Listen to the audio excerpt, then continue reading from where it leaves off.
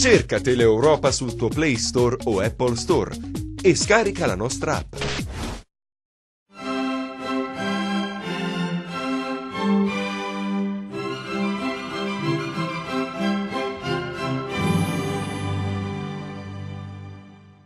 Benvenuti a Il Segno, appunti di grafologia.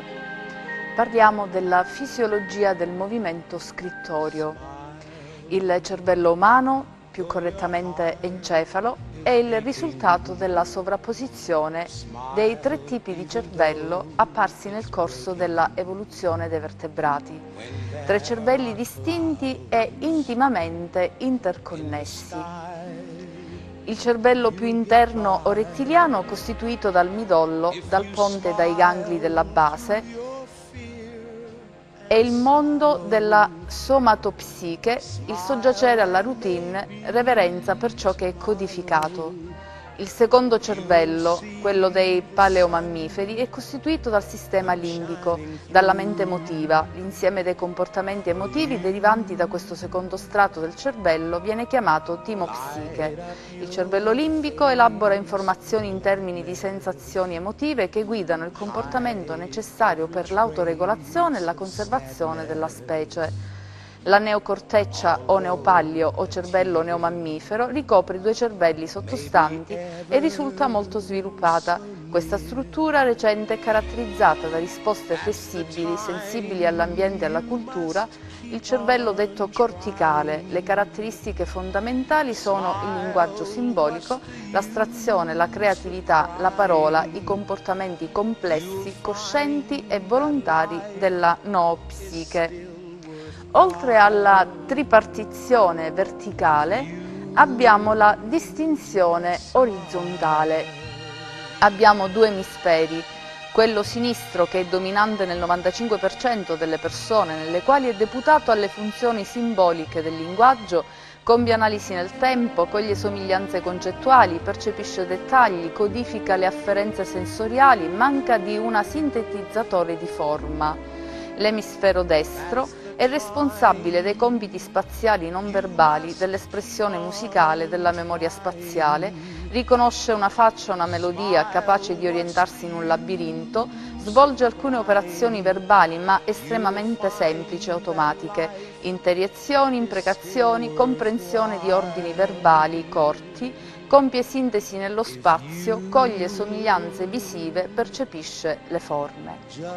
L'atto grafico è frutto di un movimento controllato. Il gesto grafico è invece il movimento grafico automatizzato e spontaneo, specifico oggetto dello studio della grafologia, l'espressione di tutta la personalità e di tutte le tendenze naturali in quanto la scrittura è distesa dalla mano azionata dal cervello. L'atto è forma artificiosa, il gesto è movimento spontaneo. La quasi totalità dei centri nervosi interviene sia in fase di apprendimento dell'atto grafico sia nell'esecuzione del gesto grafico. I movimenti delle dita della mano, dell'avambraccio, a seconda della loro direzione, il punto verso il quale si procede e la loro vezione, la frequenza che ordina le parole di un corpus, dalle più alle meno usate, sono fondamentalmente di 4 tipi. Flessione o tensione dall'alto verso il basso, abduzione o espansione da sinistra verso destra, estensione dal basso verso l'alto, adduzione da destra verso sinistra, movimento in avanti, movimento a destra, movimento all'indietro, movimento a sinistra, movimento verso l'alto, allunghi superiori alle lettere, movimento verso il basso, allunghi inferiori. Il movimento di flessione o tensione è realizzato per l'intervento prevalente del midollo, mentre i movimenti abduttivi ed estensivi sono sotto l'influsso del talamo, del diencefalo. Il midollo si estrinseca e si manifesta attraverso l'indice della mano, mentre il talamo e il diencefalo attraverso il pollice, che spinge la penna verso destra. i movimenti di flessione o tensione, che simbolicamente rimanda all'affermazione dell'io, e di adduzione, ritorno all'io dopo l'esperienza del tu, dipendono dai muscoli pronatori, che sono i responsabili della chiusura fisica della mano e conseguentemente anche simbolica della personalità.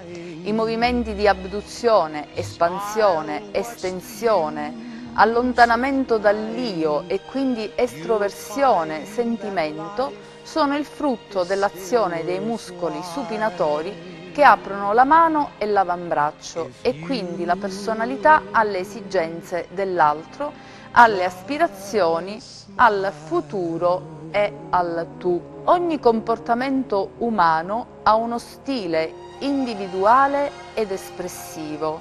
Ogni comportamento è comunicazione, proprio perché la scrittura non è forma, ma è movimento, ed è movimento dettato dal cervello.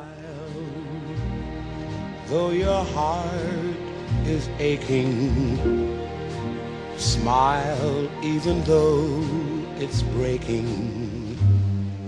When there are clouds,